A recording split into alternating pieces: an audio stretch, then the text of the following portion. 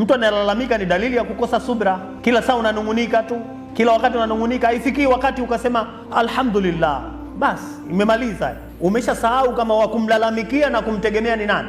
Ni Mwenyezi Mungu. Na hapa kuna siku moja nishawahi kuongea, ukiwa na shida zako, hakikisha shida yako hausemi kwa watu. Watu hawakusaidii chochote. Yani wewe wa kwanza kumshtakia ni nani? Ni Mwenyezi Mungu Subhanahu wa Ta'ala. Basi ukienda kwa jirani yako, nikopeshe, sina, basi nenda kwa mwingine, naomba nikopeshe. Sio maneno mengi.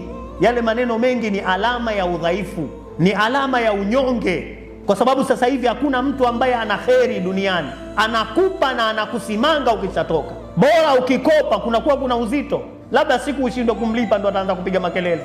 Lakini siku hizi ukienda kuomba tu, basi ujue majirani 5 wengine watajua kama leo mama fulani kaenda kuomba, leo baba fulani, leo mambo yamekuwa magumu.